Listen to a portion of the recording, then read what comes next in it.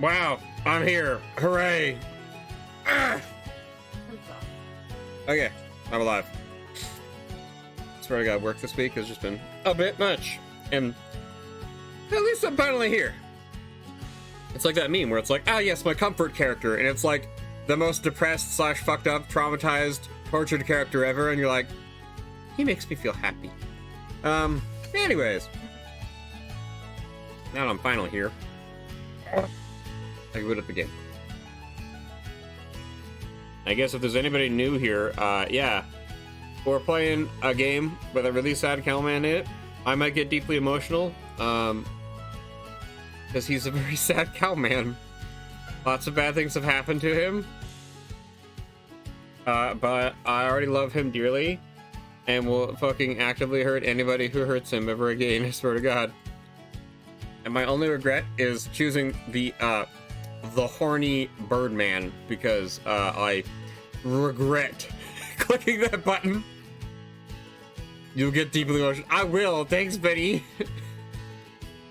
Like, I don't know if you heard earlier, but like, in the last time I played it, I was hardcore trying not to cry, but also kind of crying, because like, whew. Believe it or not, it was deeply touching to me that Asterian's face was like half blown off and not operational, because my face is also half not operational at times, and I'm like, I understand you on an intrinsic level, my dude. Oh, yeah, guess what? Okay. I mean, hey, if you can check it on my YouTube, I edited it for comedic effect at a couple of points, because I accidentally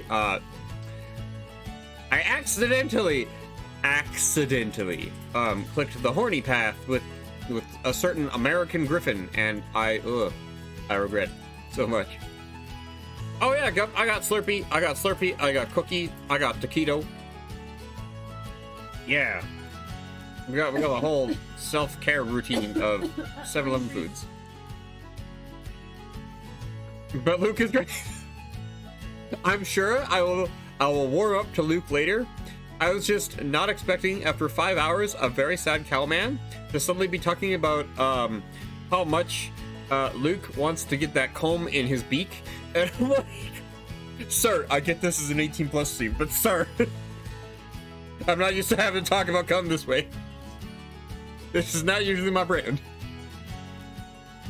And thanks, gum. Oh man, it smells smoky out. Anyways, I should actually start the game. Here, let me go. Where? Look, it's the game.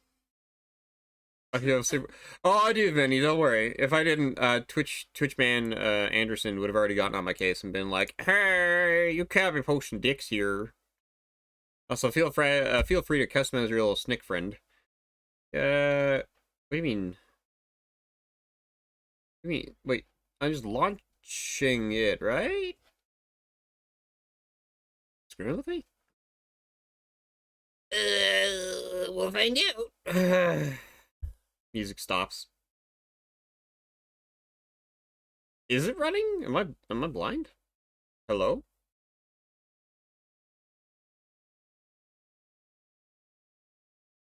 Oh, okay. It just took an uncomfortably long amount of time to do its thing. Here, I'm just gonna make this a tiny bit smaller. It doesn't really matter. It's not part of the game. Yes, safe work mode is definitely enabled. See, trust me, I have it on. Because if I didn't, I'd be in so much trouble right now. I don't know what happened to Luke in that bathroom, but whatever he did, oh boy. Yeah, let's continue where we left off. I fucking love this shirt. I need to get this shirt in real life, because it's fucking funny as shit to me. Especially because of my workplace, we make cows out of fiberglass. And it's like, oh my god, it's so funny. Oh, thank you, Guppy. Also, I think we're getting like company shirts now or some shit at work, and I think Mr. Bossman was joking that they'd have more cowbell written on them. And if they had honestly any kind of cow-related pun or some shit on them, I would just laugh my ass off. I'd have to update my little VTuber model to have that shirt on. Hey, Asterion. It's been too long since I've seen your face, bud. Good afternoon, Master. Hello, Asterion. How's the hearth doing? Ah, yes, the hearth. It is doing well. I don't want to disturb you, but I have very good news.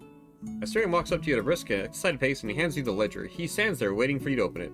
Oh, BP. What background did you choose? It wasn't speedrunner. No, I did not choose speedrunner. I had some people come by earlier and be like, don't do that. So I chose the leader background, because honestly, I was like, you know what, that seems okay. And people are like, yeah, this one, good, you take it. I was like, okay.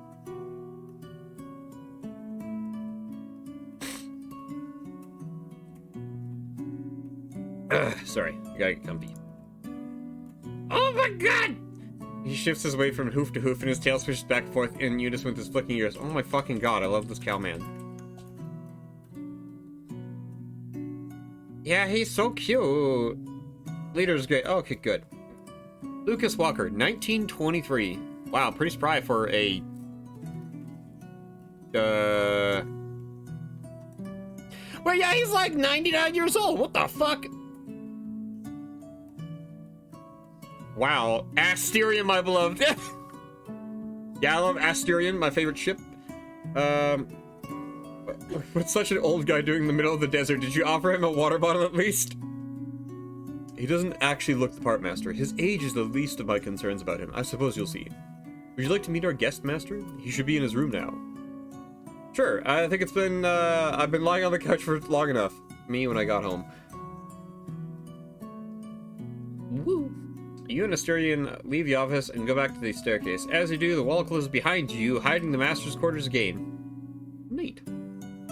Asterion leads the way down the stairway a couple of floors and then down a corridor.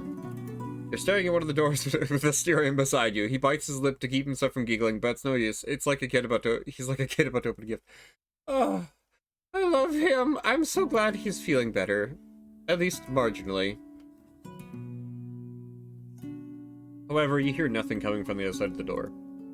Asterion's large, floppy ear clicks. He instinctively turns his head to try to capture any sound coming from the room. He turns it back again when he remembers his other ear hasn't fully grown back yet. Oh, that's funny.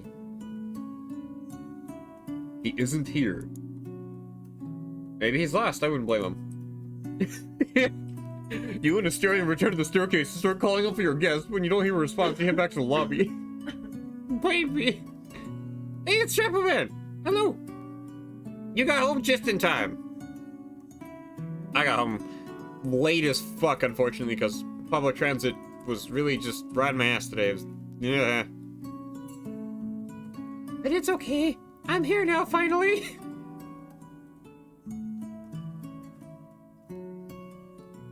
But no one is here either, so you keep going. You both try a succession of rooms to no avail until you find yourselves in the lounge. No sign of him here.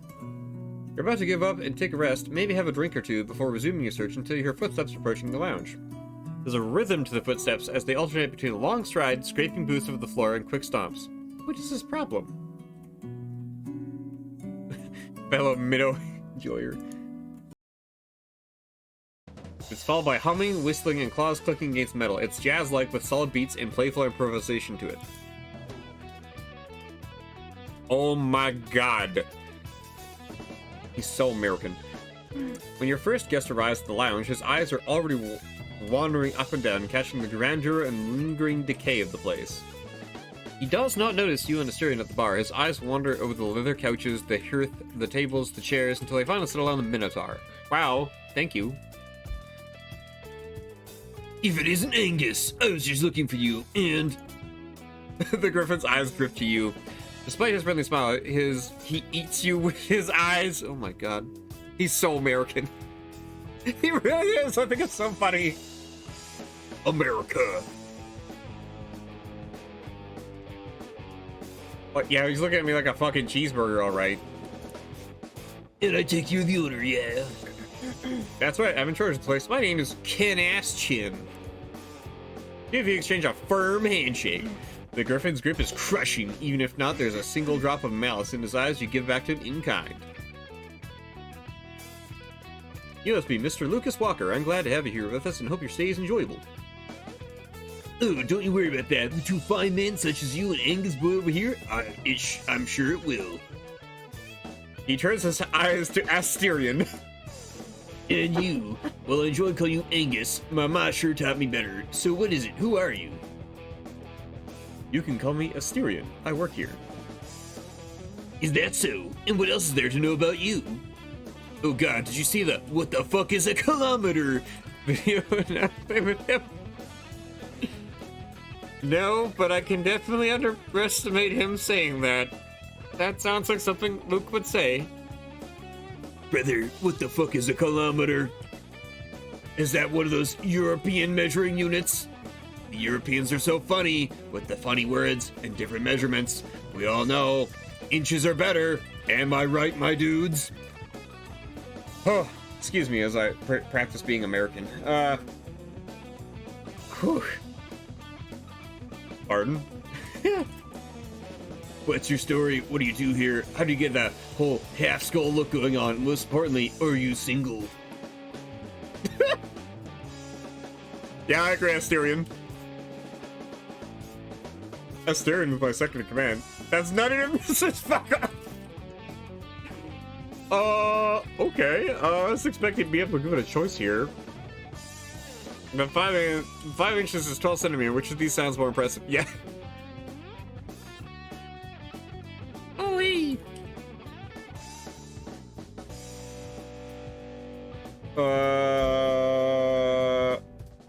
Asterion is my second in command.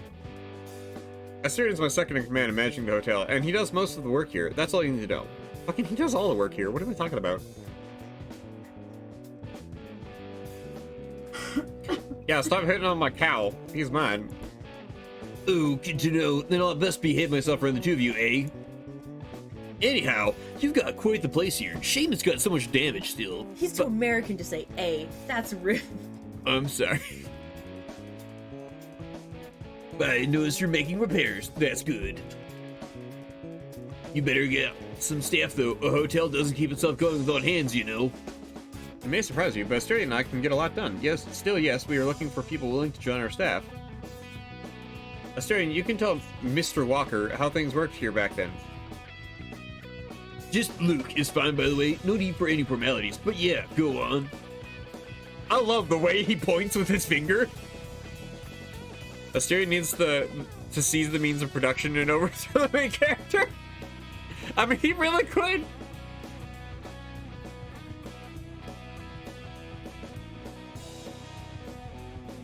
Although, to be fair, I think Asterion's too nice for that. He's just a good little boy. I love him. Yes, before issues arose with the previous manager, it was quite common for guests to choose to remain here indefinitely. Most didn't have anywhere else to go, you see. We can pay reasonably well, or we should soon enough, seeing as the hotel does not aim to generate profits. All in due time. Oh boy. And the guests who join our staff get to enjoy all the hotel's facilities for as long as they want, free of charge. Is that so? Say, this could be fun. You reckon your clientele has a lot of single men? Yeah. I'm sorry. Yes. Just what I like to hear. You think I'll have a place for little old me then? Look, I know I don't have all the city folk manners and all that. I was raised on a farm, enlisted as soon as I could. I'm rough around the edges. Excuse me. I don't like the Birdman so far. He's standing close to our cowboy. Yeah. But I work damn hard, you know, and I can entertain people. I know how to make guests feel good. And I'm real good at mixing some strong drinks. So, you have a bar here. Do you need a barman already? Or do you have a barman already? Trust me, I'll give this place some soul. Best dining and drinking place in this whole desert. Good. You look to Asterion, who, whatever rude comments the Griffin may have made before, seemed to have water under the bridge for the Minotaur. Aww, baby. I kind of wish the cursor was a hand, just so I could pet Asterion. Let me get this straight. You want a position here, so you intend on staying here for how long, gang? How long? I don't know, but it'll be a while, that's for sure. You say nothing and allow the Griffin to feel the weight of his words.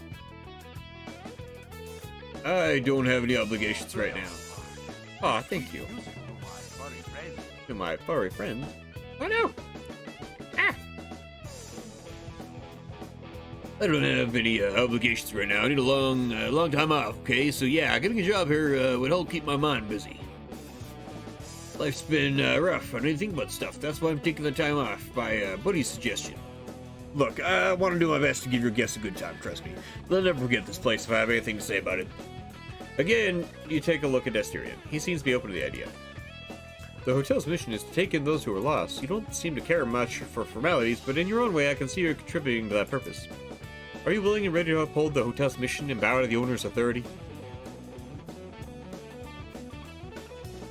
Look, bud, I just don't want to make people good. I just want to make people feel good and keep myself busy, so sure, I full of my guts, and they're telling me this is where I'll be a grand old time.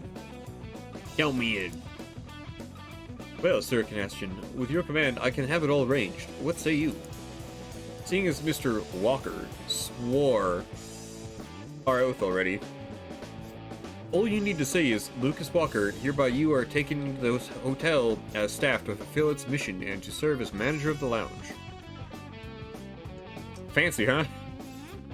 Very well, Mr. Walker, hereby you are taken as staff of the hotel to fulfill its mission and work as manager of the lounge. You offer your handshake. Oh! Luke shakes your hand, firmly shakes your hand with a big smile and an earnestness in his eyes that portrays his earlier attitude. The lights in the hotel shift for a second right after you both let go of each other's hand. Spooky shit! I just wanted to work in a bar. I just sold my soul to the devil. What would Ma think of me if she knew? Yeah, what the hell? I was already going to hell anyways. So, Chief, I'm free to run the place, huh? Let's see. Luke looks around the lounge. His eyes fixating on certain spots. He rubs his beak in pensive fashion and occasionally points at stuff. Stuff. And going back and forth around the room. He then rests against the counter, drumming his fingers on the wooden seats. After a moment, he returns his attention to you and Asterion. See, don't get me wrong, fellas, but the lounge, fancy as it is, looks a tad too old, doesn't it? I think it could use a makeover. Asterion looks at you.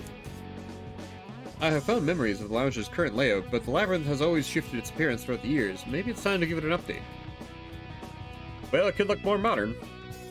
Luke can barely contain his excitement. I said, what? Some little tongue! Alright, Chief, let's start with these stools. We can make them more comfortable, you know? We're gonna be taking in very tired wanderers, aren't we? Yeah, that's a valid point. The hotel's lights flicker. The wooden stools have been replaced by more comfortable leather seats with metal frames. Well, what do you know? I really did sell my soul to the devil. There's too much to ask to make that brown leather red. I think I'll tie the room together. Lights flicker again. Leather seats of the stools are now red. Alright, now let's do something about these lights. RGB, brother! One by one, the lights flicker as you approve Luke's requests. He starts with the lights, dimming the chandelier first before getting rid of it entirely. Thanks. Yeah, add more red lights to the counter. Yeah, this fucking guy. No, make them pink. The red lights go there above the tables. Wait a minute. Speaking of the counter, make it more curvy. Yeah, just like that. Back it up. I'm loving this. More curves behind the counter. Luke continues adding more touches to the lounge, essentially turning it into a nightclub. Then his request took a turn for the worse. Oh god, what now? Alright, I want this to have access to the kitchen so we can serve some grub while all the guests relax. Burgers like Ma and Pa's. Oh, and can we have a pole over there? Can't forget the metal poles in the stage. Oh, look at that. Poles? A stage I can understand, but what are the poles for? Maybe Asterion doesn't know. He doesn't know. He doesn't know, guys. Asterion doesn't know. Protect the baby. Luke plays The Sims. Yeah. Oh my god, Luke definitely plays The Sims, and he definitely has, like, the whole, like... His Sim character is the one that sleeps with all of the dudes in the area, and, like, house is constantly a disaster, but, like, runs a restaurant that's, like, banging. But what are the polls for? For my numbers, of course, trust me, Angus, I'll put on the best shows this joint has ever seen. I don't think a poll will be necessary, Luke. I'm clearly forcing these words out of my mouth. He downloaded the Wicked Whims mod, no doubt. Yeah. Alright, your call, boss. Let's keep the stage, shall we? You keep fulfilling the Griffin's request until eventually he's satisfied. I don't think this Griffin's ever been satisfied. Oh, damn. Cow. By the time you were done, the old lounge was turned into a high-end club with quick access to fast food and drinks. Huh. Luke's face is beaming. This place is a dream come true to him. Asterion can only stare in horror. Oh, I'm so sorry! Well, fellas, if I did sell my soul, at least my portion of hell is gonna be the best one. Relax, Luke. The hotel just works like that, okay? How about we have a drink to Silver? We can explain it to you in more detail. A moment of weakness. Oh, okay. Oh. Sorry, I need a drink of my Slurpee. That was a lot of American out of my mouth. My version Canadian mouth. Oh, that's better. You literally hardly even gave this guy an interview and let him listen to your Sims file? Yeah, exactly. I mean, to be fair, the interview I got was him, jumping on the bed with a bunch of guys in a bathroom at a trucker gas station. Hit stop. It was a great time. I mean, hey, definitely check it on YouTube. I edited that 6-hour video just because of the Griffin Man, so you better appreciate the effort I had to go into doing that. Oh my god. But that was you, the player, not the player character. Yeah, I guess. Oh, he spent the rest of the day with Asterion and Luke in the lounge, admiring the changing decor, sharing drinks, and exchanging stories. Luke had some interesting stories to tell about his life on the road. You recounted some of yours in turn. A classmate asked for your help to deal with a bully, and you managed to make the two of them become good friends. Aww. I'm having pumpkin spice apple cider. That sounds a good gump. I'm having, cream soda, frog water, cactus juice, lime, Slurpee. By the time you took a skinny friend of yours as a gym buddy, you taught him the ropes and trained alongside him. Aw. I mean, hey, watch this. Moo woo. Moo woo. Hey, there we go. Hit me. Okay, I think I need to appropriately be larged for this. Oh, much better. I'm so tiny, I'm just a little baby cow man. Oh, that's better. Luke is very America, for better or worse, but he's a good guy despite his major faults. Oh, hooray. You know, Cuppy? I was daydreaming about this today, that you'd do this. All I can say is, how dare you? My hat's trying to cover up my dick. Hang on. Oh, fuck, I have to rotate this bitch. Oh, jeez. This might actually take me a hot minute here. Holy fucking shit. Ah! Hat.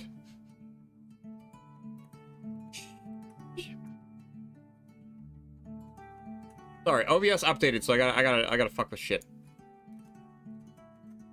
There you go. I got a little tiny hat.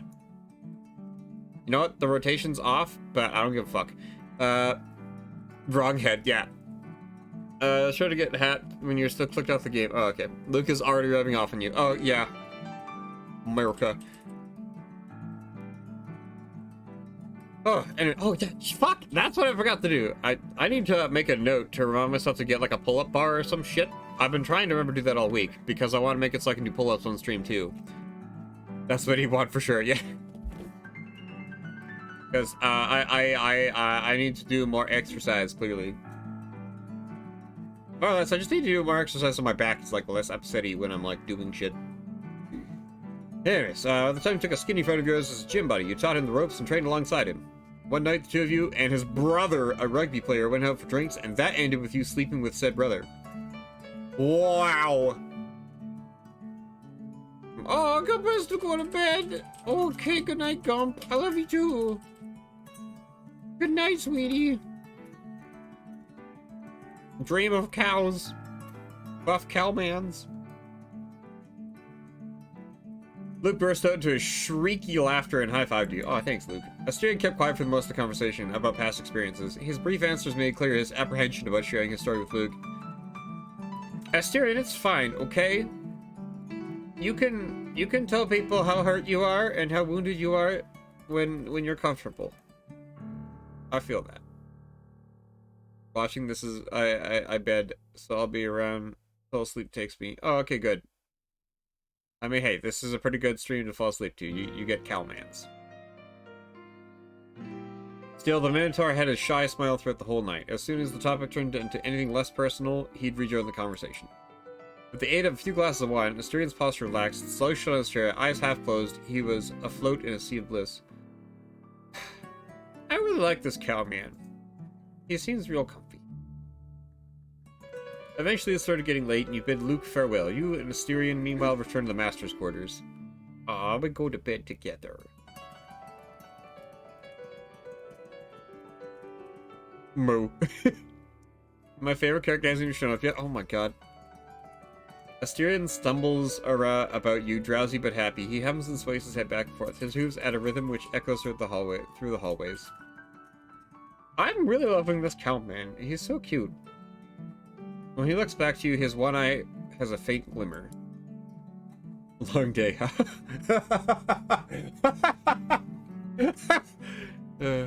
It has been a long day. It's been... I was awake at 5 a.m. today. It is now 8 p.m.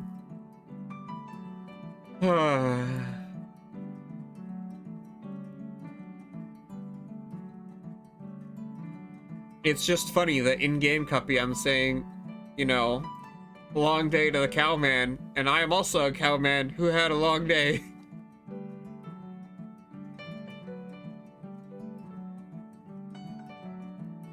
Yes, indeed, it's been so long. Time demanded its due. So much has changed. Peculiar faces, a different lounge, a whole new time, but I feel like I used to back then, surrounded by friends, talking well into the night. I have a purpose again. I cannot thank you enough. I'm surprised after centuries of being undying, Asterion doesn't have immunity to alcohol. I mean, to be fair, he also doesn't have immunity, like, I think it makes sense. At his core, he just can't die. But, like, that means his body and whatnot can still suffer, and technically alcohol is poisoning you. Alcohol is technically suffering. In a funny hee-hee hoo-hoo-ha-ha way. Yeah, part of his torture and all that, yeah. It's nothing. No, it's quite something. It is high honors to serve you, Master. While we're at it, there's something which I should inform you. It is your right as Master to know, and my duty as Keeper to inform you. Remember that story I told in the lounge? Which one? You've told so many. The one about Master Robert and his son Master Bernard, whom I helped raise. Now, where do I start? I asked you today if you liked how I looked when I tried on my clothes. That was not a trivial question.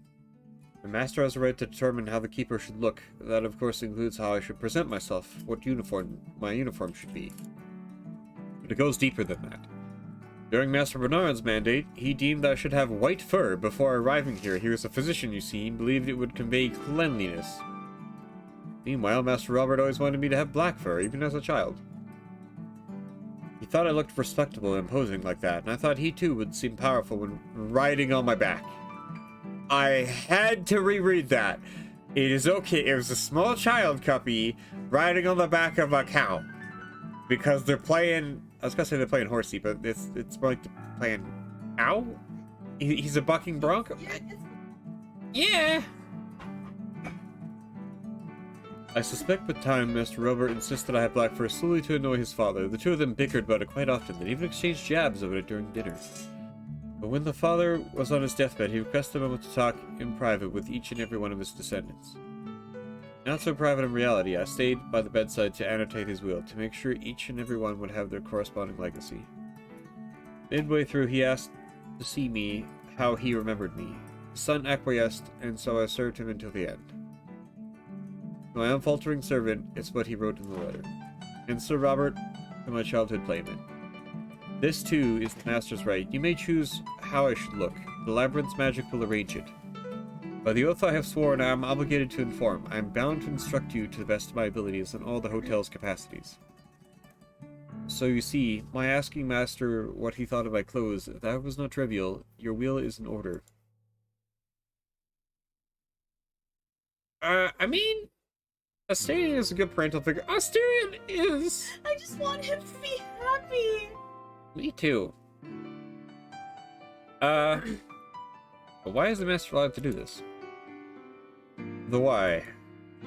I have burdened you terribly, my lord, with my rambling. I would prefer not to weigh you down further with unsightly knowledge. But to answer your question in a delicate way, as you can see, I can be healed quickly. The special wine I drink is used to hasten the process. I'm terribly difficult to injure permanently. The Labyrinth allows the Master to control my form to an extent, with the goal of making it so I would not heal from certain injuries should the Master wish it so. Oh. Oh. Sex-based terms. What sex-based term do we got here? Oh, oh. You fucker, get back here.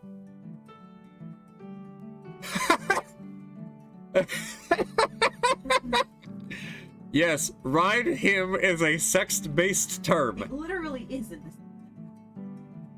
Asterion strikes me as someone who would allow a person he raised as a child to ride him as an adult. Oh my god. I mean, hey, earlier today on my stream, Automod thought sound alerts was a sex-based term. Yeah.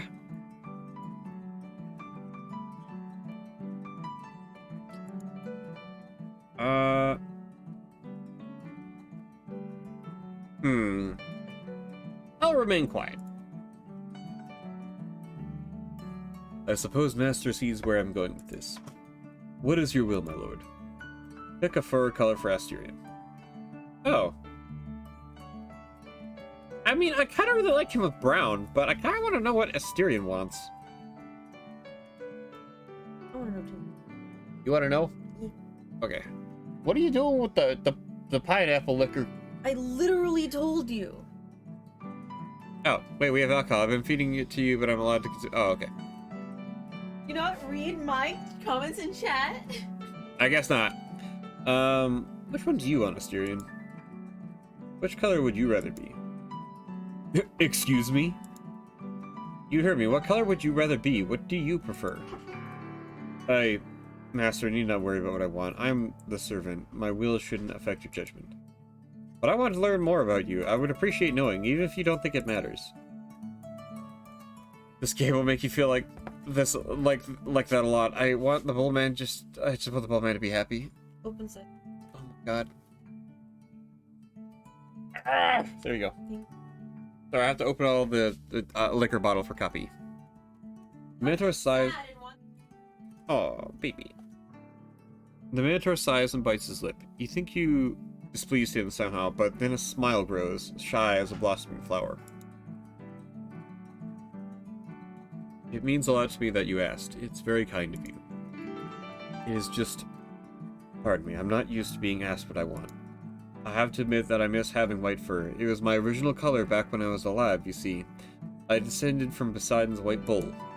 But anything will do, my lord. I'm already overjoyed you cared enough to ask. What, Cuppy?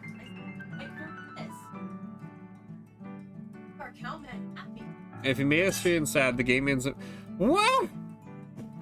I mean, yeah, why would you make him sad? I would beat up people who make Asterion sad. Yeah, you just make us... No, we're not making him sad. I kind of like the brown fur, but if he wants to be white, he can be white. You can be brown. You're brown. He can be white. Oh, okay. He doesn't have to look like you. He just has to look like your boyfriend. Wow. Thanks, Cuppy. You're allowed to date white people. Wow. Thanks, Cuppy. White fur is quite striking. Oh, if Master would allow an impertinent inquiry, did you choose white fur because of what I said? As I explained, I'm happy enough knowing you cared to ask. You need not restrict your choice because of me. Anyhow, if white truly is what you want, then I gladly obey. Asterion closes his eyes. And focuses. Before your eyes, his fur begins to change. cute in the pink! Oh my god. Baby. Asterian's fur is now a lustrous white color, as per your request. I am honored with your choice, Master.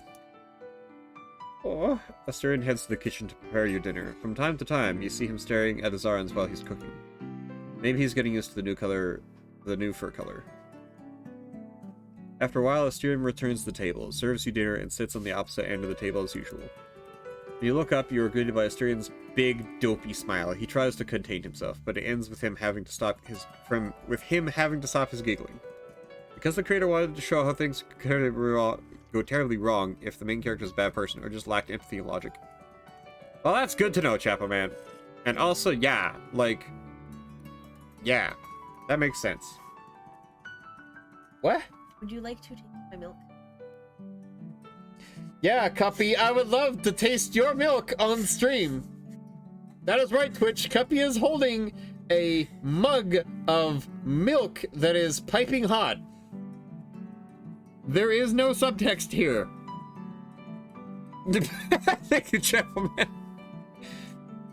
I'm thirsty. Smells boozy.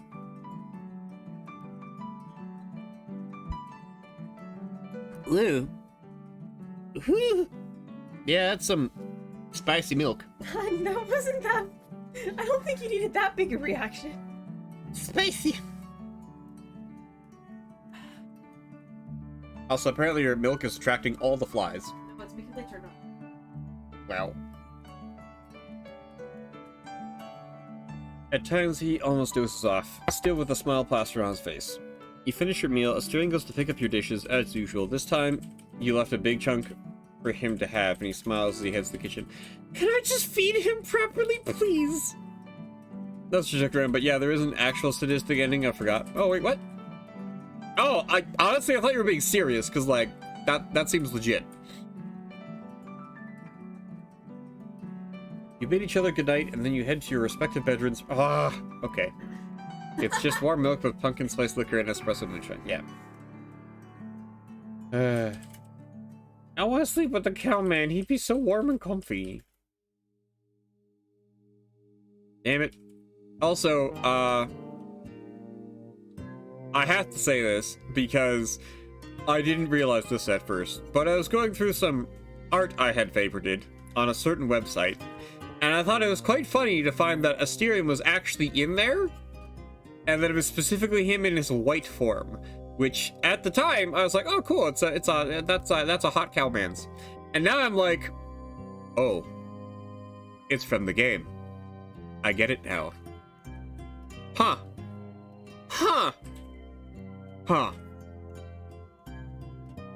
The following morning, as usual, the sound of Asterian's hooves clopping on the floor and the smell of breakfast wakes you up. Yeah, it's kind of fruity, Kent. Wow. I mean, hey, it was really good art. Asterian's a very pretty cowman. Wait, his living room always been white? You wake up, get dressed, and head out of the bedroom.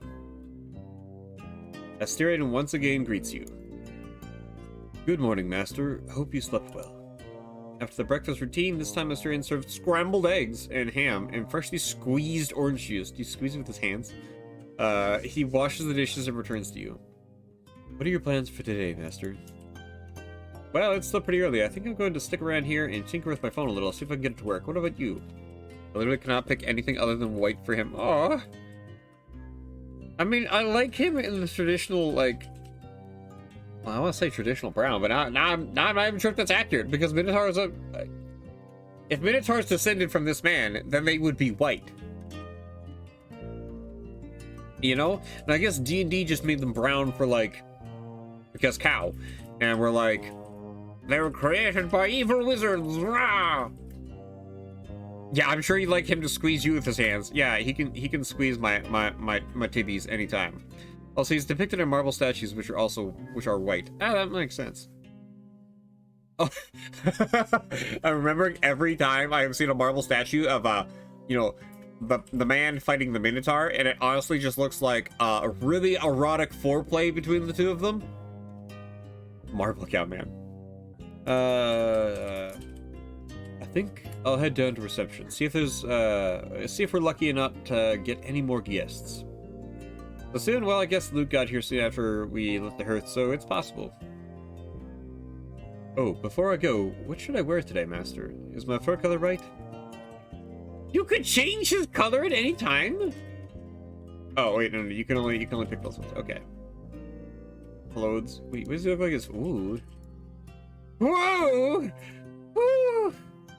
Damn. And just so you remember, this is a Christian game. He's just a barber. I know, guys. Should we have Asterion walk around his loincloth today? You know, look how the colors look there. Oh, okay. Yeah, Chapo Man, because I think I remember you mentioning in Krogan Man's Discord that he can be blue. I vaguely remember that. You like the old-timey clothing, Cupcake? I don't know, guys. Well, how many votes we got? Do we want old-timey clothing, or do we want loincloth? No, don't. No, don't what?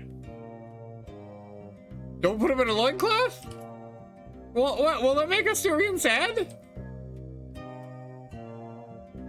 Like his old-timey... Okay, fine. We'll go for old-timey clothing. I just think he looks real cute.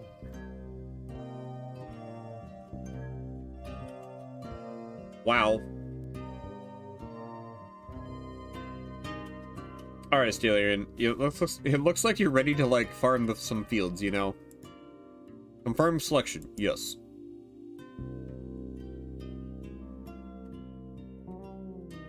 Yeah, he could plow. Asterion, just ellipses.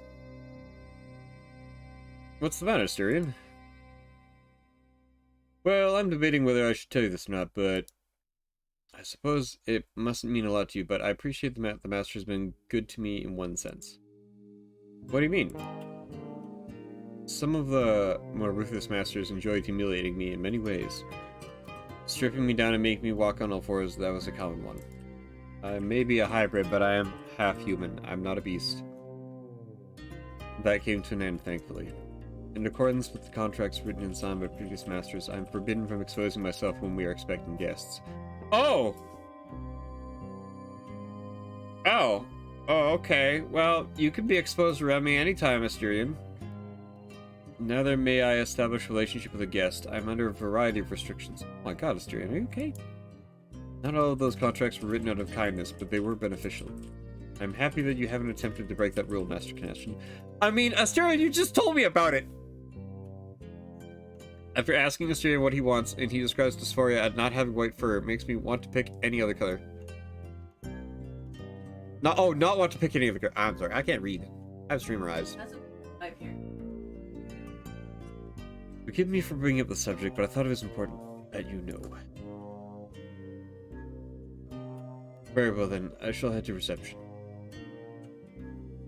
Asterion leaves and gives you a smile before closing the door behind him. You sit down on the couch, staring at the door and then the window, then think about how you spend your morning. No, you don't care if I was established. Yeah. Kota 1, Journey to the West. Oh boy. Kota. Who's Kota? Oh my god, this is the Dragon Man. Fully naked. He can't be fully naked, but he could go out in just a loincloth. Oh, okay.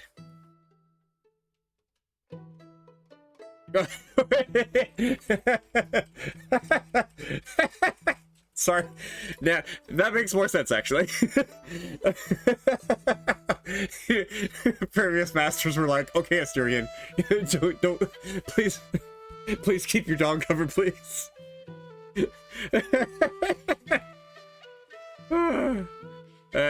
okay, that makes more sense. Oh, that's funny. I just imagine the contract where, like, you know, somebody was just like, why is there a naked cow here? And the current master's like, oh, I don't know what you're talking about. Asterion, please go upstairs and put the clothes.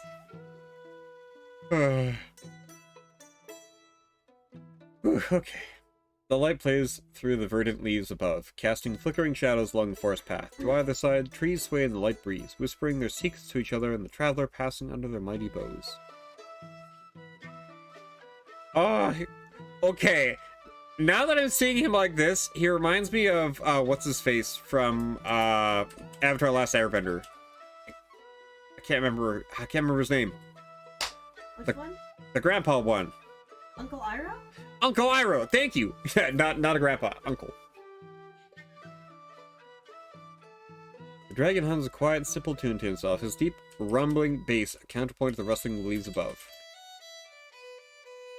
Through his travels, during those long, lonely years, he's come to appreciate the sounds of the world around him. He's learned how to tune himself into them, letting them flow around him like the river from which he was born.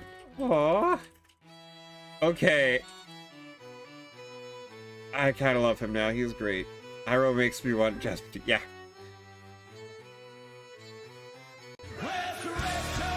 Soul Gem, you... Hi. Oh boy. Soul Gem, I have to go to work tomorrow.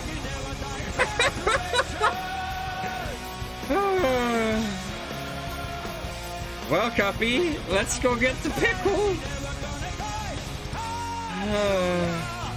Resurrection. I'll go get you your pickle. Oh, thank you. Pickle. Did someone say horny ass? Oh, thank you, sour cream. Hello. Meow to y'all. Wait, sour cream, have you played this game before? I feel like you would have. This feels like a very sour cream game. You have her. Oh, good. There's a fork. Also, I know when I upload this to YouTube later, it's gonna flag me so hard for the fucking Resurrection by Erection song. That is by Power Wolf, by the way. Great song, great group of guys. All guy is hot and Sag. End of story. I agree, sour cream. Yeah, I don't think you were here for the first part, but I was really trying not to cry during the first bit there, because it was really sad. I felt really sad for this cow, man. I connected with him on a way deeper level than I was expecting. Oh wow, the fact that it's on a plastic fork makes it even better. It's for the American. I'm sure he can appreciate the plastic fork. Alright, well here goes another one. You're dripping your pickle over my hands. Yes, I am dripping my pickle all over Cupcake's hand. You're still dripping your pickle. Put it in your mouth. The pickle, you know, Put the your slice of pickle in your mouth. Stop dripping it on my hand.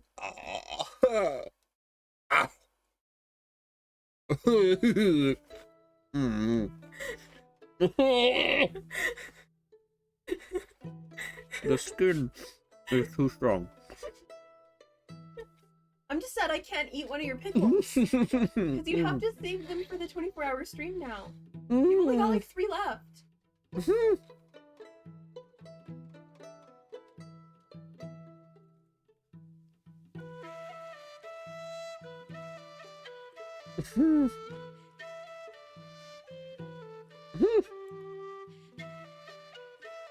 Pat, I need you to realize I love these pickles so much.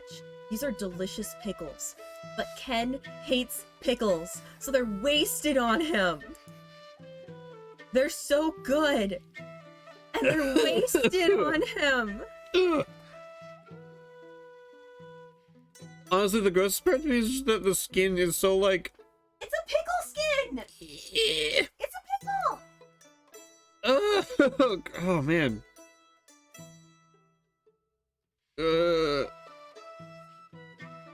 I agree, sour cream. That was a lot of butts. Wow, holy shit! That is quite the cake there. I'm totally not following all these people randomly. Oh, gross.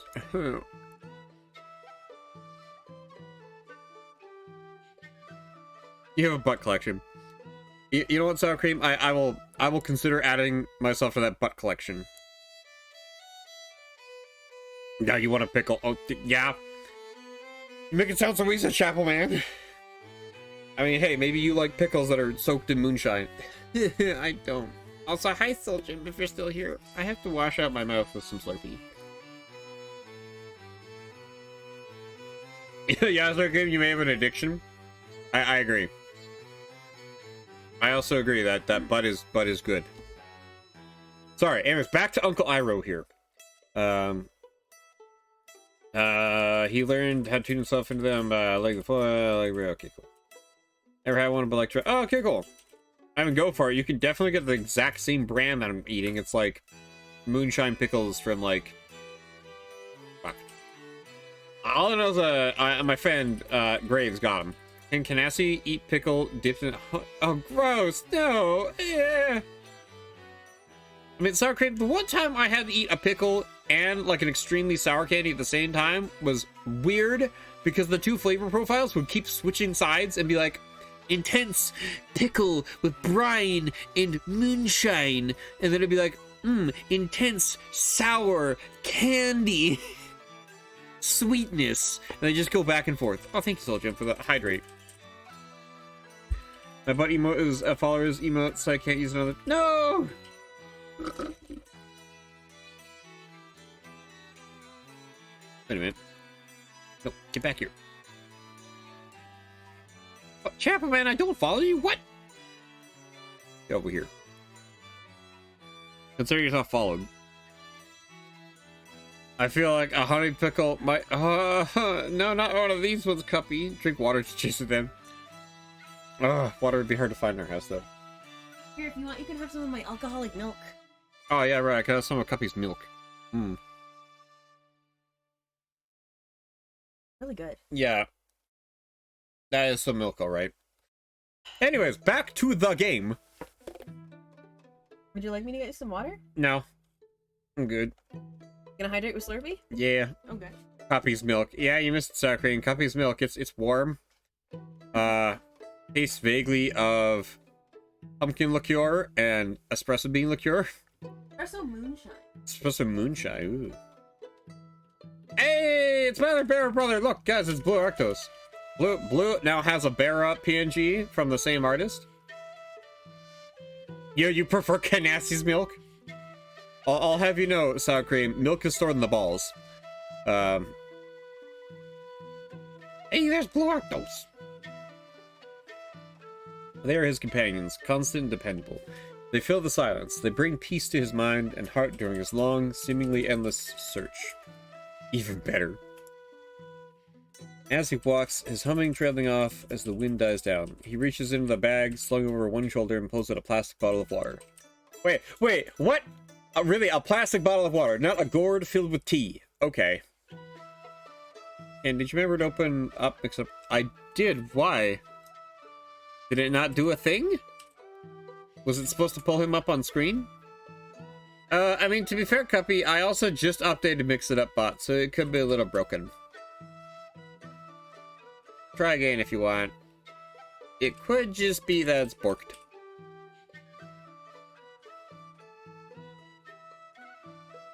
Oh, there you go. Yeah, it was just borked for a bit. Yeah, Blue Arctos Let's Play Void Bastards in the surprise new PNG reveal, which I fucking missed because Blue did it while I was asleep.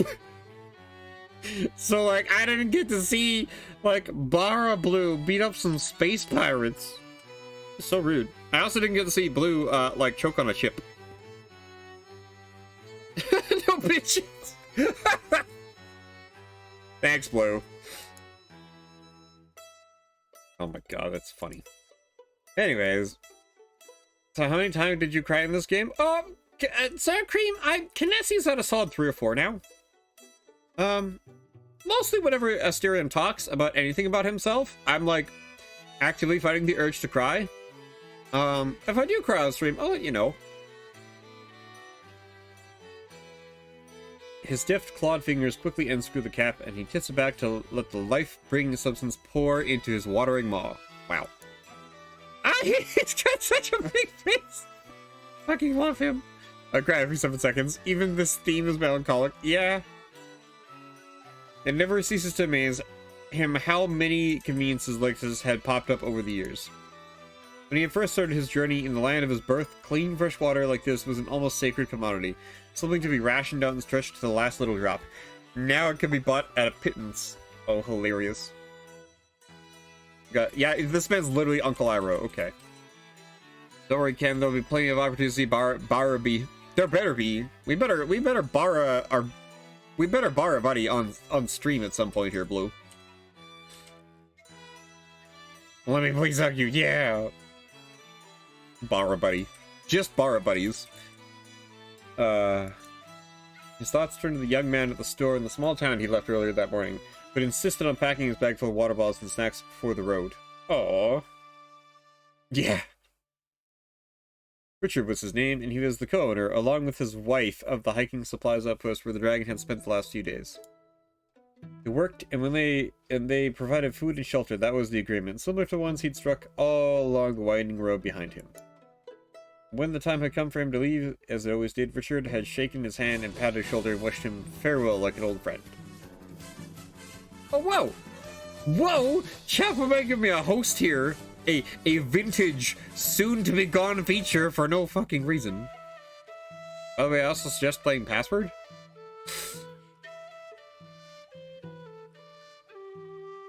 Sour Cream, what do you mean you also suggest playing Password? Oh, Chapel just hopped on... Okay, hopped on your PC. I get you now. Sour Cream, what do you mean by you suggest playing Password? A cherished friend. And yet, Richard was blissfully unaware of the simple fact his guest was not human. The charm he kept hidden maintained a disguise of humanity. It's a furry visual novel game. Oh, okay. Depends, Sour Cream. Is it safe for work? Can I play it on stream? Fun fact, Asterian's theme is the Epitaph, which is one of the first recorded pieces of written music. Oh, neat! Only one not safe for a crowd, don't worry. Oh, okay. Yeah, it's so lame to get rid of that feature. Like, I actually used that and see where streams I wanted to watch, but it was piece rated too. Yeah. Now that I'm looking at your Shinji's eyes, you also have the fuck me eyes. Thank you, Blue, for noticing my fuck me eyes. The rest of go. Oh, okay. No, that's really neat about Asterian's theme being like the first recorded piece of written music. That's really cool. Does he, or do you want him to have those fuck? Oh my god. Yeah, Me and my boyfriend here, Blue Arctos, just two buff dudes that are both friends and boys. He's literally Uncle Furry Ira. Yeah. Gretchen, Richard's wife and better half, the man had always said with a wide grin that fussed over the dragon. A nice pair of hiking boots would be better than the old worn sandals on his feet, she'd argued. The dragon had only laughed. They'd done more than enough for him, and had both his gratitude and his blessing. Before leaving, the two of them waving from the door of the shop. He hadn't looked back to them, he never did. The dragon shakes himself out of his thoughts, taps his water bottle and drops it into his bag. He has no time for reverie. By the shadows on the ground, it looks like to be somewhere around late afternoon. He has far longer to walk before the day is done. Oh, I love this man already. Give the man a lifetime supply of tea sets. Yeah, please. It's a very fitting theme. His name is Kota, and he's a drifter. However, his travels are far from aimless. The dragon is searching for something dear to him that was lost a long time ago. As Kota wanders along the path, listening to the soft sounds of nature all around, his ears begin to pick up a quiet, familiar noise, as familiar as his own breathing. A river. Wow. Zoom! Before he can stop them, his feet take him to the source of the sound. He leaves the trail behind, slipping through the undergrowth and leaping over fallen logs with a sinuous agility that belies his size. Finally, the trees give way to the sight of a winding, burbling stream. It's shallow, but Kota doesn't mind. He steps out of his sandals and takes a seat on the riverbank to slip his tired feet into the rushing water. Oh, I love this man! It's warm. So warm. Old, half-forgotten instincts fill his breast, making the dragon's breath hitch in his throat. It's been so long since he had a proper bath in warm weather like... It's been so long since he had a proper bath in a warm river like this. And the need to feel the water's embrace itches over his scales and pricks at the far corners of his languid mind. How many times did Cupcake cry? Cuppy, how many times were you crying? Oh yeah, Cuppy wasn't actually here for the majority of that stream, because Cuppy was like doing other stuff. Wow! The chickens would like this character a lot. He is indeed very round. Not complaining, though. Oh yeah, hot, yeah. Damn, alright. His yukata... Fucking what? Yukata? I'm trying. I'm also hardcore Canadian. Half a face doesn't work. He's hot and he's sag. Oh. His yukata, worn and smelling faintly of sweat, And road dust comes off at first. Coda picks up the tune he was humming earlier as he folds the garment in his lap. Over and over into a nice, neat bundle, and then he carefully sets aside on the soft grass. The dragon looks around for a moment, ensuring he's completely alone, and then unwinds his bundoshi from around his hips with the same practiced grace. Yeah, Blue comes back. Colognes are completely off. On Sag, you mean every character is good? Yeah. Yeah, just taking a bath, Blue. He's a water dragon. He can't help it. There's water, gotta take a bath. Which I never considered, but I guess that doesn't make sense. Yukata? Yukata? Yukata? He addressed faster than Luke. Yukata? I don't think you're gonna say it right, no matter what. Say it however you... I'm sorry. I'm special. It's like that scene where Iroh's in the hot springs. Chapo-Man, that scene has been stuck in my head ever since this man got on screen. That was exactly the scene I was thinking. Thank you. And you thought you could RPG_Rooster says, wait, when I first came in I thought Cupcake was announcing they were taking a bath. Oh my god. Yeah, not quite RPG Rooster, but hi, hello. Hope your workday was okay. Ken, I didn't know you were into Uncle Iroh. Oh my god. What a time to join. Yeah, I know, right? What a time to join. Hi everybody. We're playing a game called Minotaur Hotel. This man who looks deceptively like Uncle Iroh from Avatar The Last Airbender is the newest character we're learning about. Oh my god. I want his sad backstory. Sacre, please. I had to deal with enough of that from Luke. Oh my god. Anyways, moving on. Whoops! What? Oh my god. Ken, I've been posting screenshots. Oh my god. Yeah, go to my Discord, I guess. You might not like what he has to... What do you mean I might not like what he has to offer? Yeah, this game will have you looking up at a lot of words in different languages. Oh my god. He knows full well that there's no shame in his nudity, but centuries of wandering the new world have allowed modern sensibilities and modesty to rub off on him. Aw, buddy. None of it is helped by his age's laws. There was a time when creatures like him were free to plainly wander the world of men. Nowadays there are consequences to breaking the secret. Oh. Yeah, this game, Coda has an innie. Has an innie? I mean, he's a dragon, so that kind of makes sense. Dragon Uncle Iroh or Uncle Iragan. Uncle Ira? Drunkle Iroh? Oh my god. He makes me sad. Oh. Coda can't help a quick, shameful thrill down his spine as he buries himself, even with no one else around to see him. Nonetheless, he keeps his clothes nearby so he's within the charm's range. With a soft grunt and a half-hop, the dragon slips into the warm, flowing waters of the river. Aww. Does he have the nickname Dragon of the West? Oh, that would be funny. Oh, he has so little art! Oh, shit, I don't know what voice I'm gonna do for him. I can't do an Uncle Iroh voice impersonation right now. Fuck. It's been like a year or two since I watched Avatar. Shit, what does Uncle Iroh even sound like anymore? Puppy, I saw you move. What's up? I was trying to think of what Uncle Iroh sounds like. He sounds... Yeah, I got nothing. Secrets to a good cup of tea. Making sure the water is... You'll best remember that. We'll work on it. I might have to... Fuck, I might have to practice voice acting just for this game, I swear to god. Woo. Ah, yes, precarious to place boulder, thank you. Oh my god, okay, I agree. Yeah, this man's hot, damn. Whoa. Whoa. He's got... I love how he has the random patches of hair, but I also love the beard and whatnot. Uncle Iroh's song for his son. Fucking his robot. Then he... Oh. Yeah. Plot twist, this is Iroh reincarnated as a furry dragon. He's like, interesting. Oh, okay. Sag. Well, Ken, I love you, but this dragon... Yeah, I know, this dragon man's real goddamn sexy. Goddamn.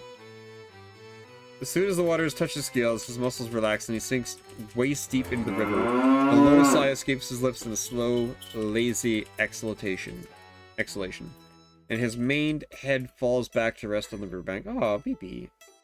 Yeah, he's thick. Did I tell you? Or what?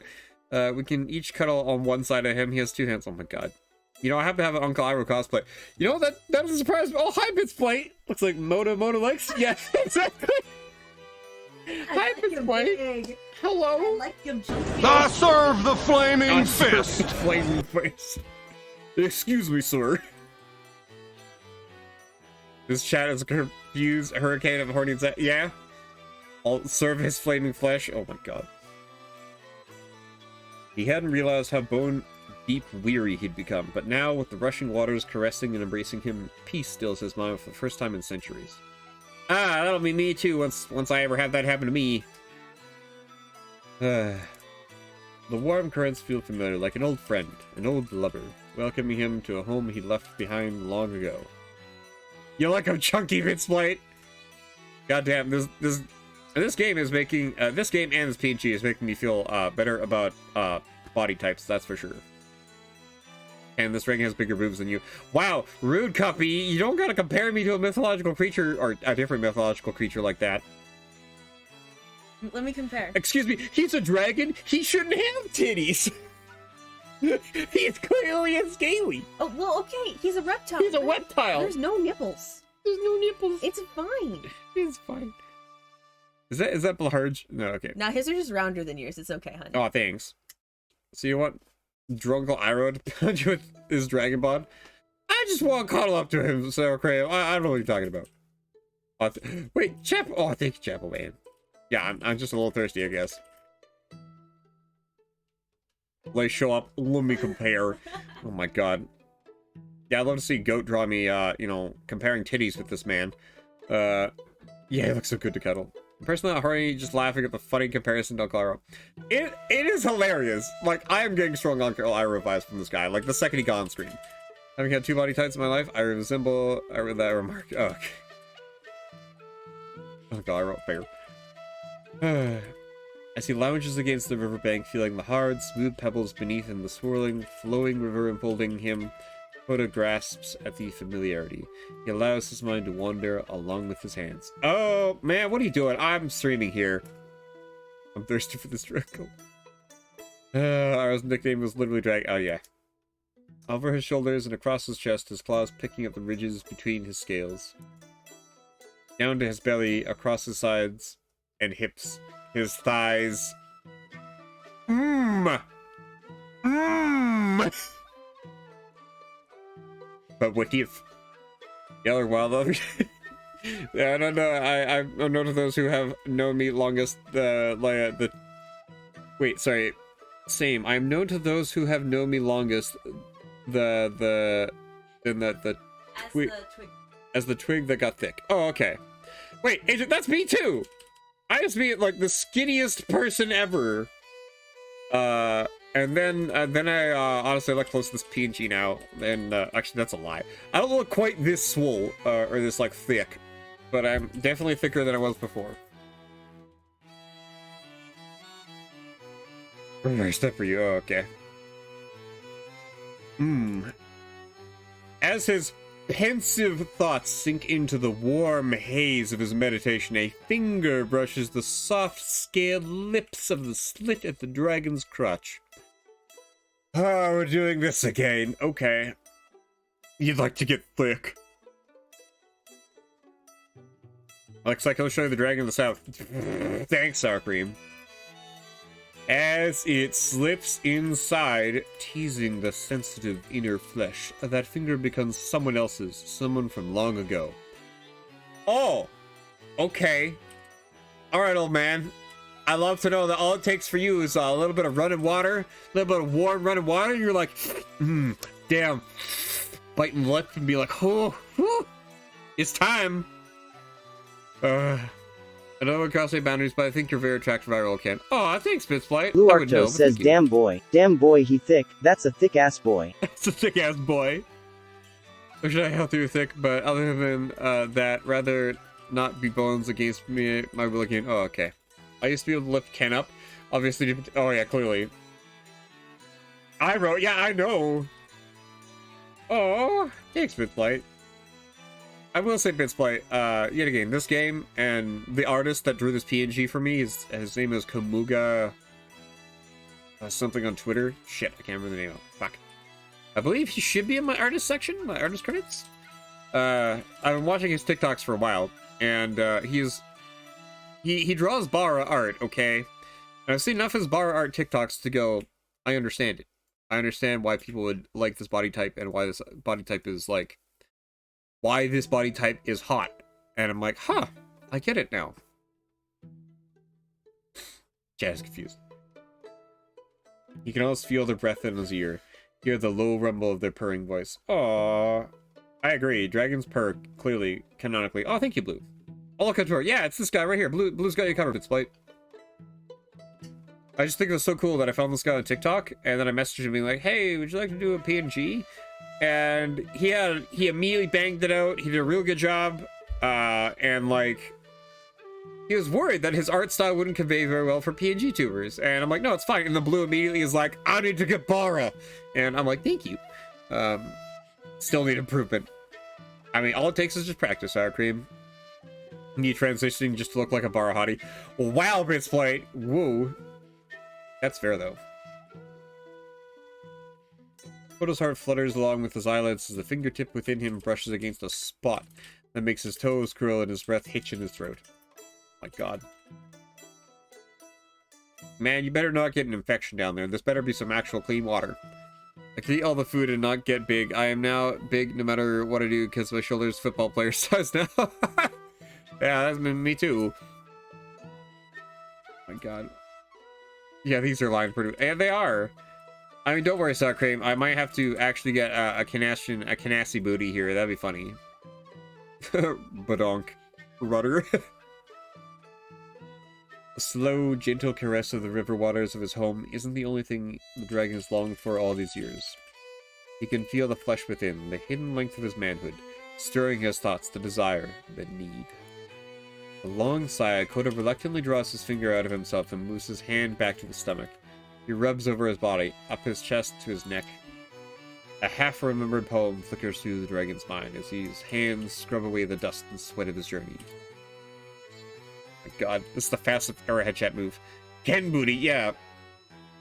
I actually have a little bit of a mustache now. I'm pretty proud. Wow. Good job, It's White. That is so cool. Very nice, Kuya-chan. Oh, fuck. God. Fuck, I'm gonna have to, like, binge a fucking clip reel of Uncle Iroh. I like to wash the oh, fuck, I'm gonna sound like a New Yorker if I'm not careful. Would you smash the drunkle? Sure, Sour Cream. I like to wash the dust of this world in the droplets of dew. With the dewdrops dripping, I wish somehow I could wash this perishing world. His breath gusts out of his nostrils as his hands fold to his sides. The river takes over, stroking his scales and limbs with its current. Its comfort a pale echo of what the dragon longs for. Won't you come and see loneliness? Just a one leaf from the Kiri tree. Brasho, right? Oh, it's reverse such a wins. Sprue. Koda's eyes snap open as his head turns. He didn't hear anyone approach, and yet there stands a man by the tree line. This motherfucker! Sorry to sneak up on you like that. You don't mind some company, do you? Sounds like you could use it. Who is this fucker? Wait! You motherfucker. He's the statue in the fucking garden! Yeah, this man isn't real! This man's a motherfucker! We don't want you here.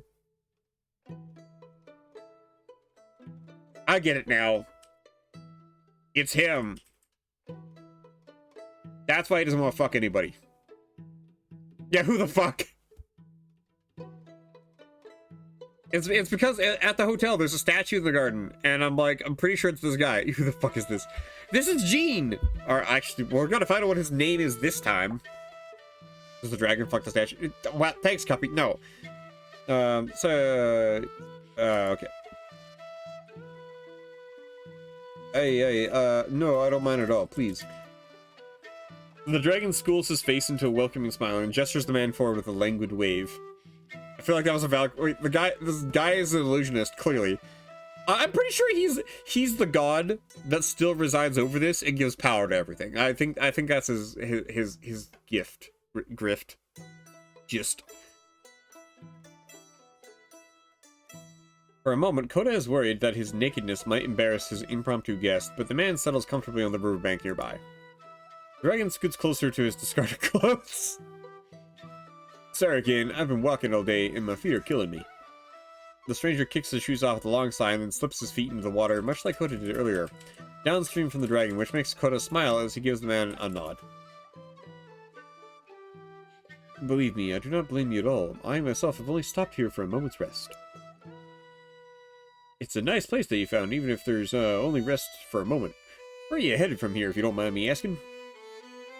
Oh, here and there. I'm more of a wanderer, you see, and you, The dragon looks at the stranger with a polite but expectant expression. Oh, hey, Faceman, I literally have nothing to add to the conversation, but you all seem to have a good time. That's okay, RPG Rooster. I'm having a good time. I'm just glad you're here. I hope you had a good day.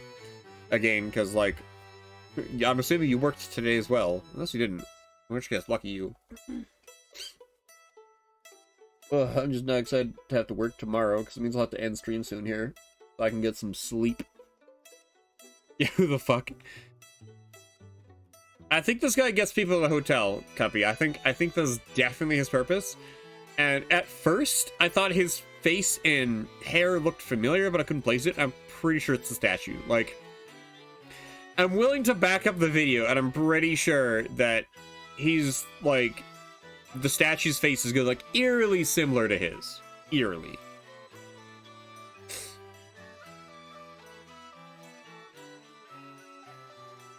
In my new clothing, I feel so different. I must look like someone else. Ah, a fan of Matsui Sensei's works, I see. Yeah, Gene. That's right, my friends call me Gene. I was making a delivery, but I got just a little bit lost. The man rose to the back of his head with an embarrassed laugh, and Kota lets out a soft chuckle. I fucking love him, he's so cute. I just arrived and went with the flow. Oh, okay. Other than that, the restaurants at my site today were literally in a trailer outside, yes. But I came home early with a pint of margarita already mixed for this weekend. Oh, I'm lucky. Good job, RPG Rooster.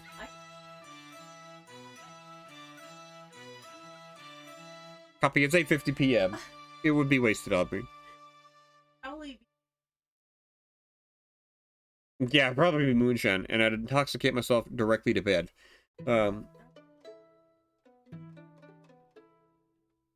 But it's when we are lost that we are most easily able to find ourselves. Of course, it's easier when we have some help. I'd be glad to lead you back to the road, Jin-san. Thank you, Mr. Sunemessen. I am Kota. I don't know if I pronounced that word correctly. Either this guy is a soul keeper and the hotel is a sign of souls who are resting in the hotel, or this guy is God. I'm pretty sure this guy is God, sour cream. I'm like 100% certain. Well, it's good to meet you, Kota. With your help would be really appreciated. The man offers his hand with a wide smile, and Kota turns to shake Jean's hand, as he's grown used to doing with everyone he meets. However, he can't stop himself from giving Jean a short half bow from his sitting position. Pardon me if I'm assuming, but you're from Japan, yes? Hi, that's right. It's been a long journey from the lines of my home, but I have enjoyed the wandering. It's marvelous to see new sights, is it not? Like this river. Dragon gestures to the idyllic landscape surrounding them, the rushing, chuckling water, and the wind through the trees singing a soft, gentle song. Okay, Mr. Beast cookies are pretty good. They're somewhere in between the crunchy and soft cookies. If you're a crunchy cookie person, you may not like them. Oh, okay. I probably like them. I like cookies. I like sugar. Yeah, hopefully they're good, God. Yeah, otherwise we're gonna shouldn't make it like 10 sided hats. Thank you. Thank you, sour cream. Oh fuck, I have to play one of the SMT games on the stream at some point.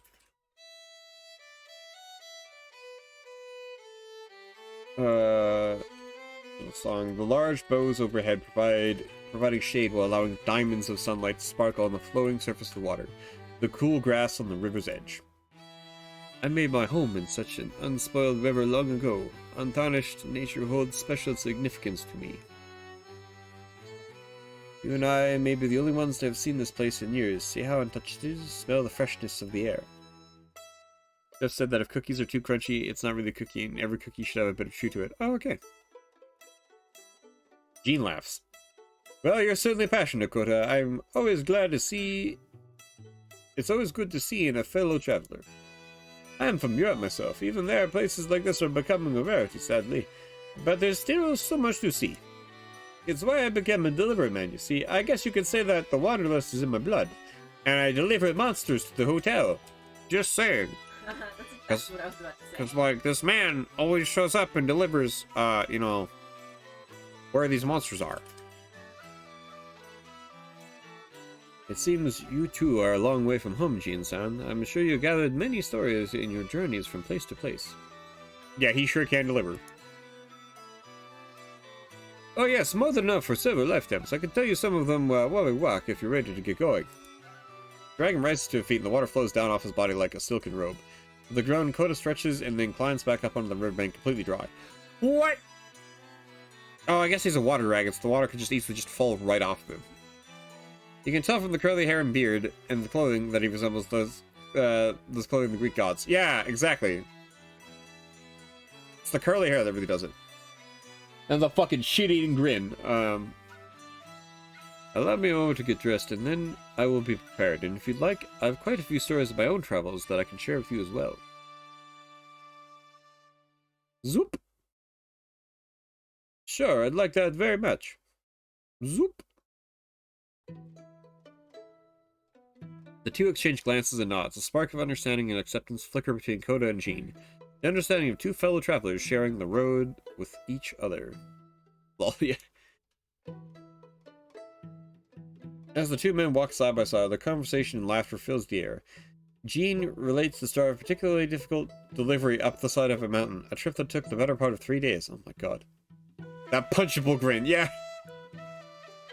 In return, Kota tells the man of all the places he's been and the sights he's seen. Forests much like this one, cities and towns, both ancient and modern. Even that one time with the rock slide, and that was quite the adventure. Jean laughs as he clasps the dragon on the shoulder. Amazing, you really are a well-versed traveler, aren't you? Well, I've been on the... fuck. I'm gonna have to... I really have to practice some kind of voice for Kota, because he's too cool to just have my generic voice. Well, I've been on the road for so long that it's nearly become my home. Gonna uppercut his ass? Yeah.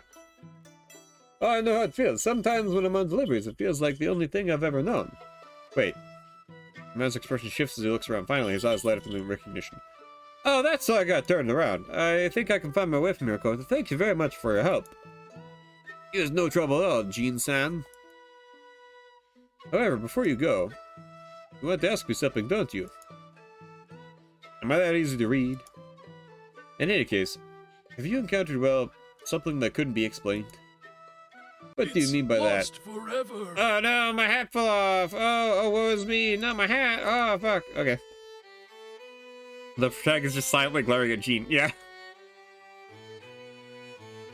What do you mean by that? Well, it was quite a while ago. Back in Nihon, I once encountered something most peculiar during my travels. I've been looking for it ever since.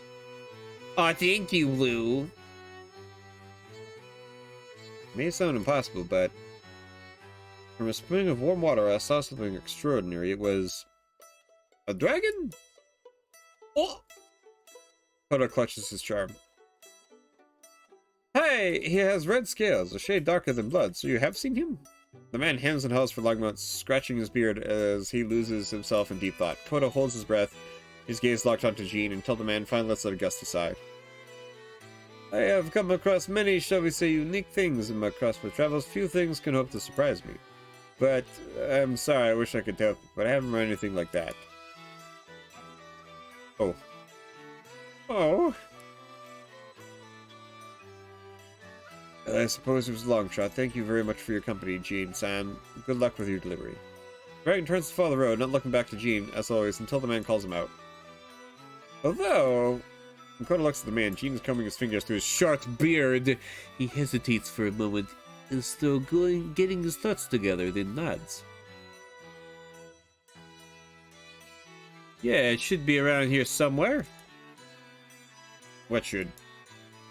Oh, sorry, my friend. There's a hotel there around these parts that just recently reopened. I was wondering if you wouldn't be, if you wouldn't be able to find what you're looking for there. Hotel? Yes, I heard a few stories about the place. Supposedly it used to be the gathering place for an assortment of unique individuals and things. I'm sure there are a few travelers there already. People like you, me, who are wandering around from place to place. I might not know where this thing you're looking for is, but maybe one of them will. You said unique. I heard naked. Yeah. I mean, with this game, just saying. Odo considers the man's words. They ring true and would at least be a start. A better one than he's had in at least a century. Well, I will not know until I try, will I? Arigato gozaimasu, Jin-san. The dragon gives Jin a low bow, and the man laughs and waves the gesture away. It's the least I can do for a fellow traveler. Good luck, Kota, and I hope that you find what you are looking for.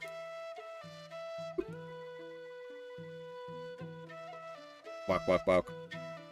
The two part ways, Gene to complete his delivery, and Kota to continue following the road wherever it will take him. His eyes are now on the horizon, the spot where Gene pointed when he mentioned the hotel. Perhaps there is someone there who will be able to help him, someone who can give him some kind of lead, or point him in the right direction to find what he's been seeking. Or maybe, like so many times before, Kota will find himself disappointed.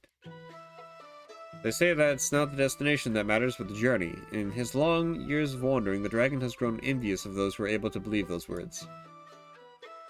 However he follows the road, Kota finds a renewed spring in his step. A small smile curls his lips, and once more the rumbling of the hummed tune joins the sound of nature filling the air around him.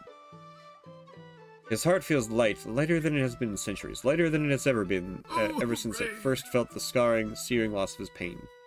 Oh. That time I gate fucking goddamn it. Maybe just got a precious spaghetti. Yeah, thanks, sour cream. Perhaps this time he thinks, hope for the long-awaited end of his journey. Might be the long end of my journey. It's 9 p.m. Oh, thanks, Cuppy. Oh, hot. Hot! Hang on, I gotta unshrimp here for a sec. Make sure I don't run over Bean. Ugh. You're very shrimp. Okay, first pouch check of the day. So this is gonna be the most like natural one.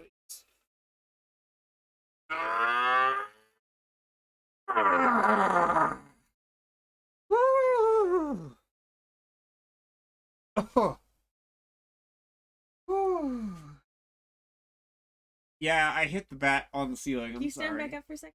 Why? Please?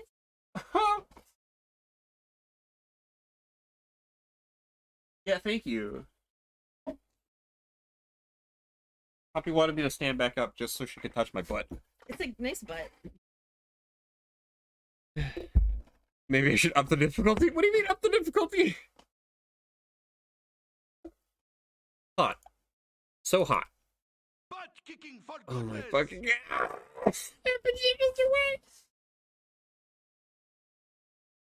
Okay, fine. You get groaning ASMR for 5 minutes. Butt kicking for goodness. Fuck. 1, 2, 3, 4,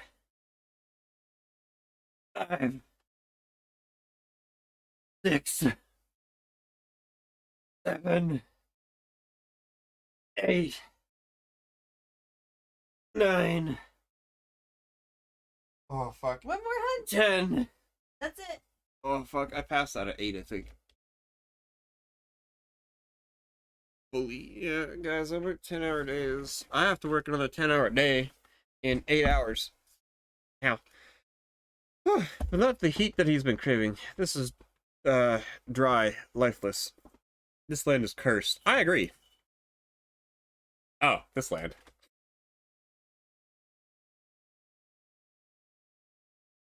The dragon trudges along the side of the highway, tongue lolling from his open mouth like a painting dog's.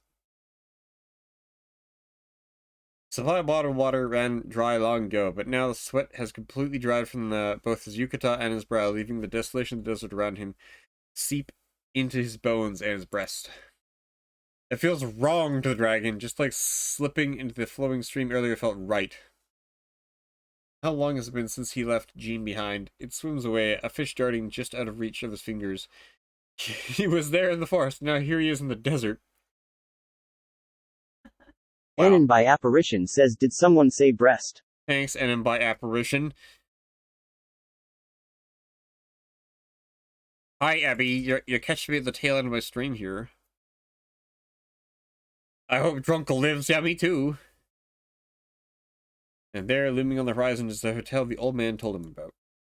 Rises up from the other side of the hill, looking almost out of place in the sandy expanse, stretching towards the horizon in every direction. The style is one that Coda hasn't seen in quite a long while, and the disrepair the building is in is readily apparent even from the distance.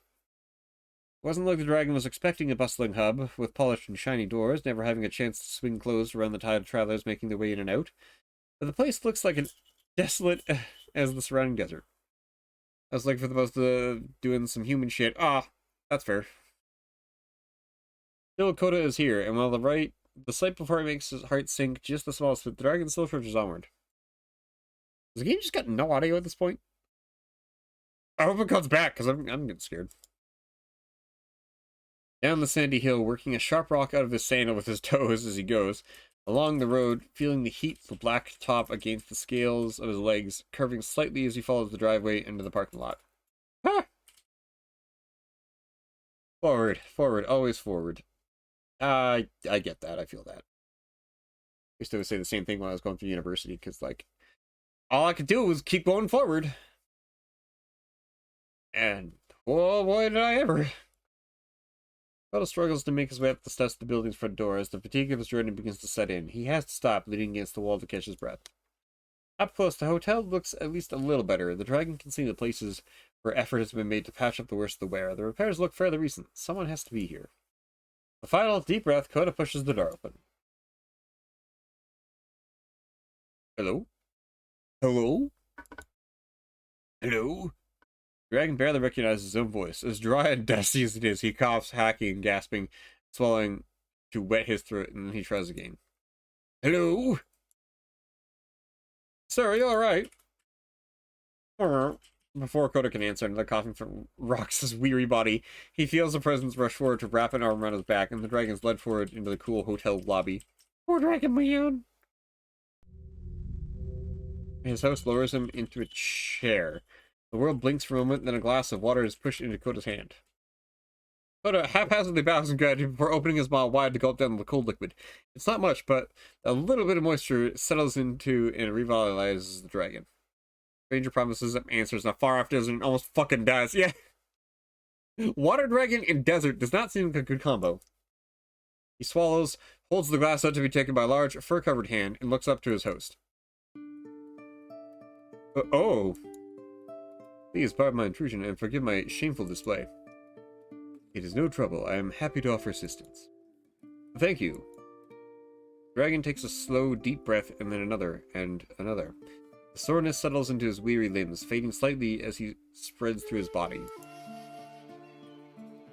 Coda takes the opportunity to look around the hotel lobby, examining both the room and the hotel's apparent owner. Moo. Thanks, MB. I don't know if you've seen this game so far yet, but it's a good game. Make me feel lots of emotions. Yeah, more hot men. Oh, pardon me.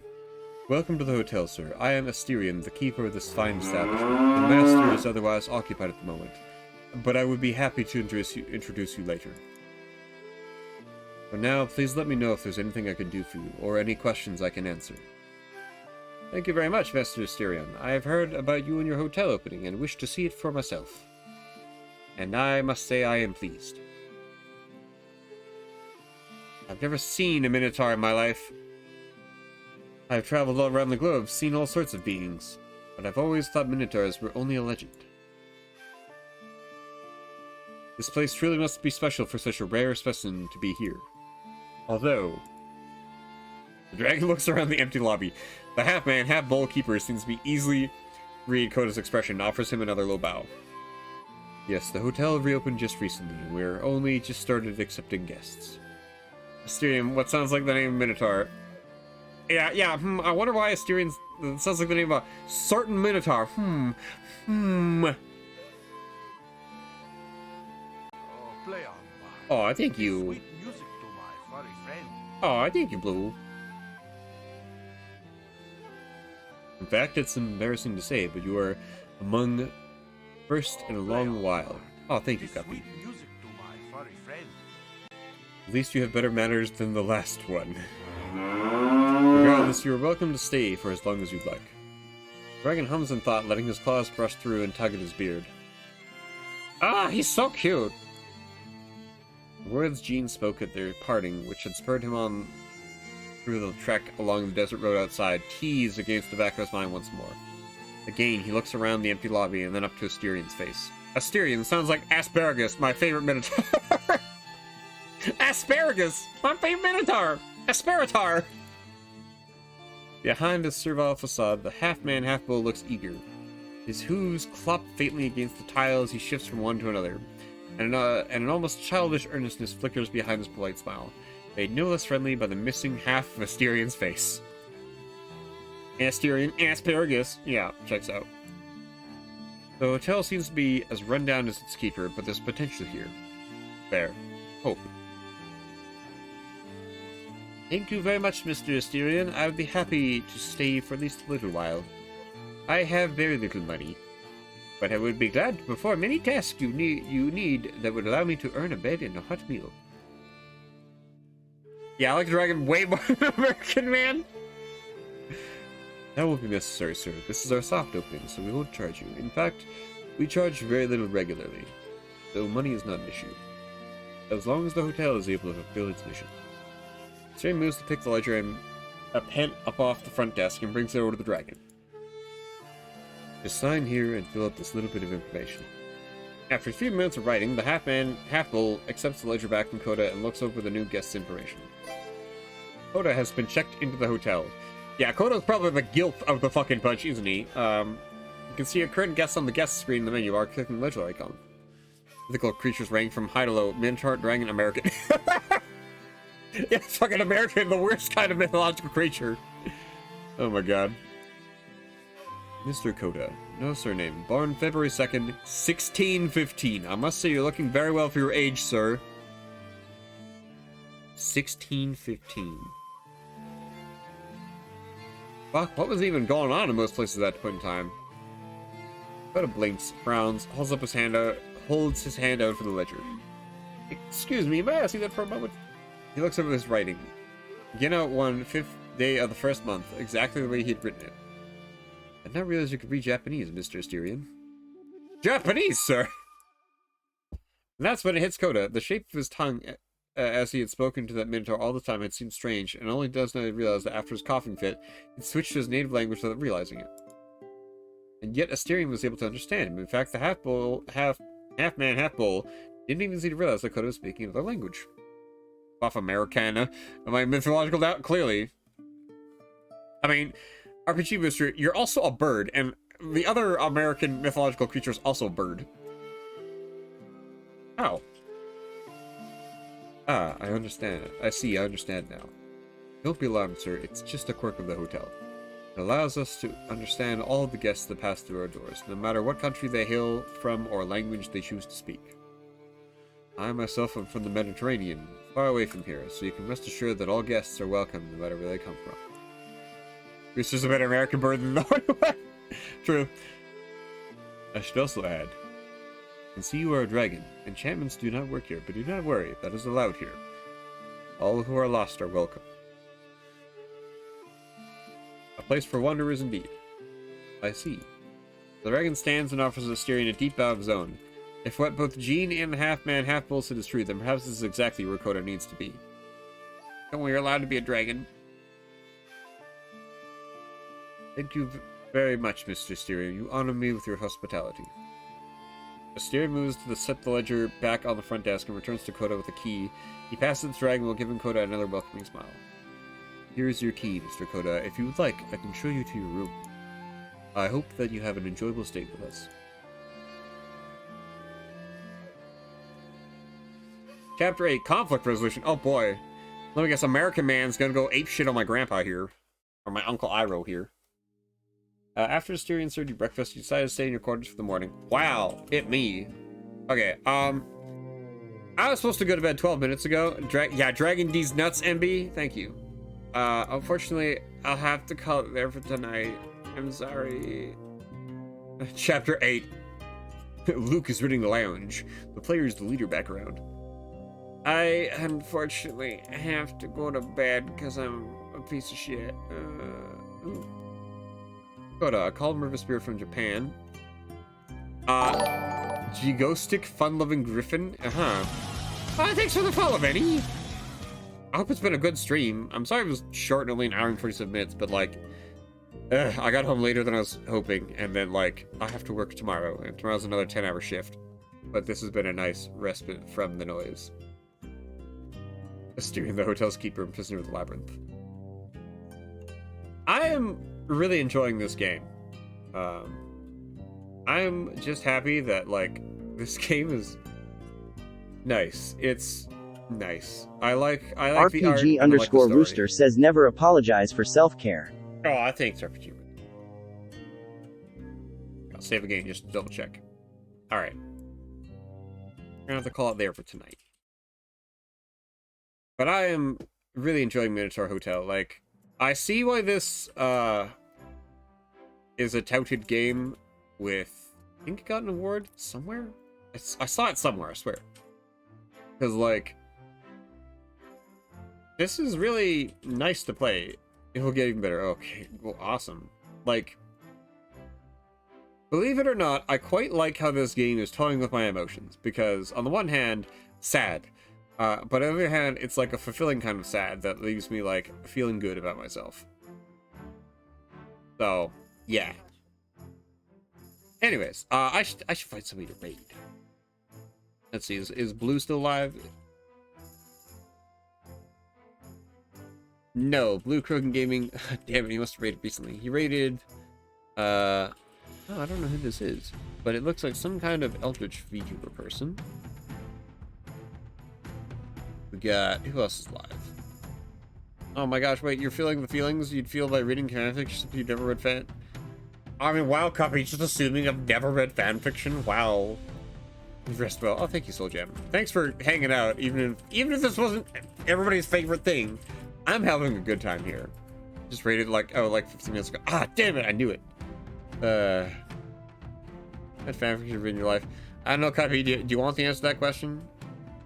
Or like, your question should be like, how much safe for work fanfiction have you read? Have you read NSFW works of words? Yeah, I used to be able to read Cupcake.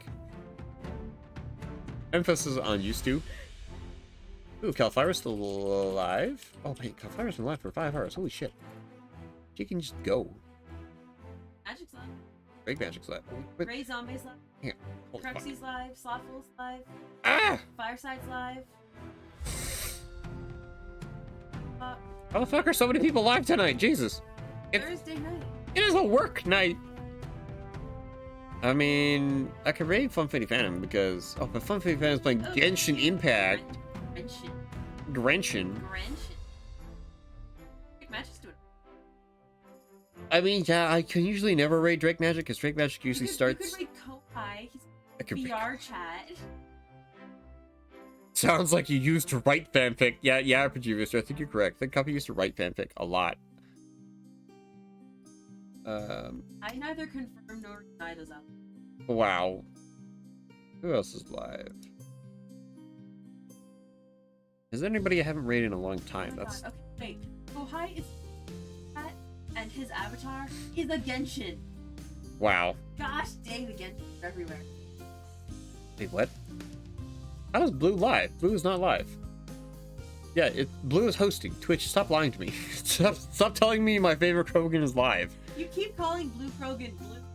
Not blue. Blue is blue. Okay.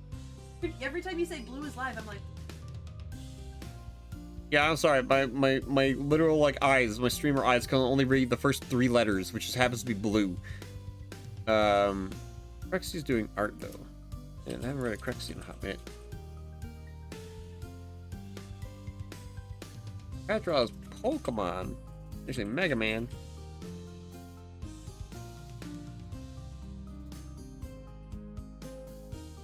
He's doing art. Sorry, did somebody already make a decision?